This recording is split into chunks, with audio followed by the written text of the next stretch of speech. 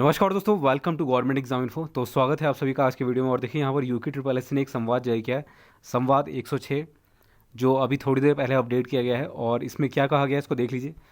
इसमें कहा गया है जो मेरिट लिस्ट बनती है आपकी, यानी कि जो रैंक सूची है, उसके संबंध में यहाँ पर कुछ जानकारी दी गई है। तो इसमें क्या कहा गया एक बार हम देख लेते हैं पढ़ के।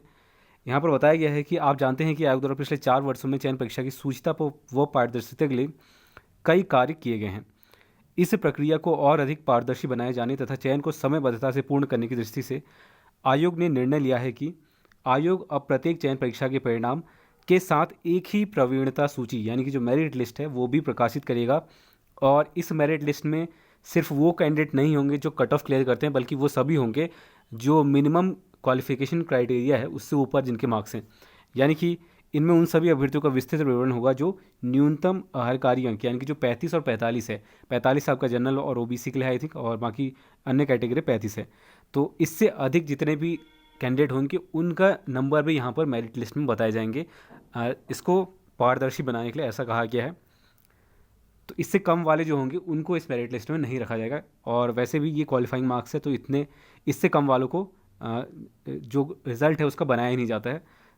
तो इसीलिए 35 से 45 के ऊपर जो है, 35 आपके SC ST वालों का है, और बाकी जो है जनरल ओबीसी का, उससे 45 से ऊपर वाले जो होते हैं क्वालिफिकेशन मार्क्स वो है। तो इसमें ये बताया गया है कि इस सूची की क्रम संख्या से अभ्यर्थियों को अपनी रैंक भी मिल जाएगी।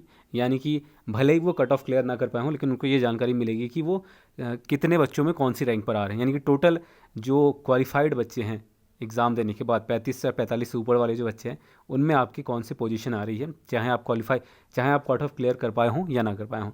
तो यह भी स्पष्ट जानकारी मिलेगी कि श्रेणीवार कट ऑफ के बाद किन अभ्यर्थियों को प्रतीक्षा सूची का लाभ मिलने की संभावना है।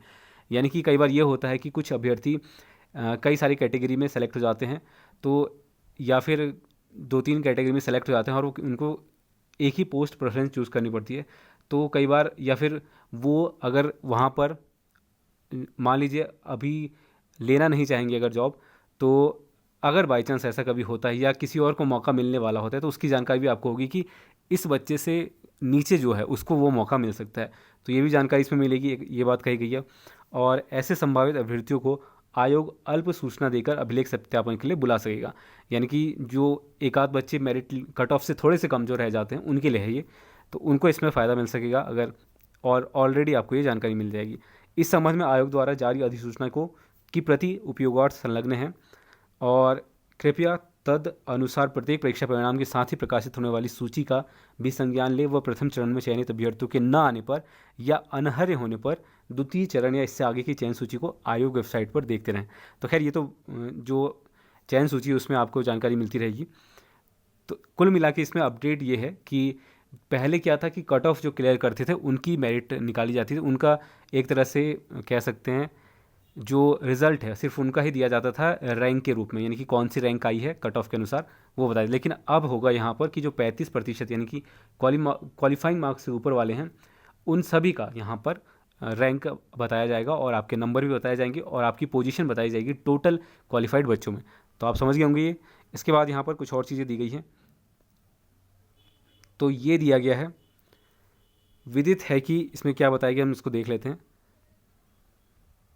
इसमें कहा गया है कि विदित है कि वर्तमान में आयोग द्वारा परीक्षा परिणाम जारी किया जा रहा है जिसमें चयन सूची में स्थान प्राप्त करने वाले अभ्यर्थियों का विवरण दिया जाता है। यानी कि कट ऑफ मार्क जो क्लियर करते हैं, कई अभ्यर्थी जो चयन सूची में स्थान नहीं प्राप्त कर पाते, यानी कि जो कट ऑफ क्लियर नहीं कर पाते किंतु उनकी प्राप्तांक कट ऑफ के निकट हैं, यानी कि उससे थोड़े बहुत कम है, जैसा कि मैंने अभी बताया था, तो वे आयोग से विभिन्न माध्यमों से जानकारी प्राप्त करते रहते हैं, यानी कि उनको मेल वगैरह करते रहते हैं इस संबंध में।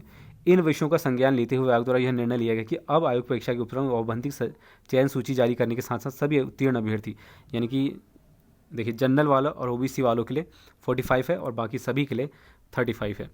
तो इस तरह से आपका ये प्रकाशित होगा जिसमें आपका रोल नंबर होगा, जैसा जनरली आपका रोल रिज़ल्ट आता है, मेरिट लिस्ट बनती है वही है, बस यहाँ पर एक और एडिशनल ऐड कर दिया गया नॉर्मलाइज्ड मार्क, तो ये भी आपका रहने वाला है।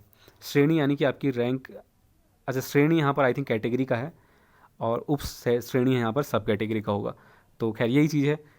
तो अब आपको यहाँ पर पूरा नॉर्मलाइज्ड मार्क्स दिखाए जाएंगे शिफ्ट वाइज अगर होता है तो, वरना जनरल मार्क्स जो होते हैं आपके वही होंगे यहाँ पर।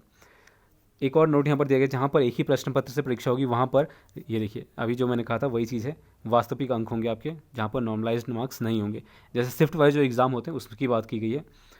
इसके अलावा पॉइंट नंबर 2 में बताया गया कि इसके साथ ही अभ्यर्थी चाहे तो अपने प्राप्तांकों का विस्तृत वर्णन OTP के माध्यम से भी प्राप्त कर सकते हैं। अभ्यर्थियों के व्यक्तिगत विवरण में उनकी OMR सीट की प्रति, यानी कि जो इमेज है या पिक्चर है आपके OMR की, वो आपको दिया जाएगा, या ऑनलाइन परीक्षा के माध्यम से उनके इस रिस्पॉन्स तथा नॉर्मलाइज्ड अंक को वो वास्तविक अंक भी देख सकते हैं। तो ये चीज़ है।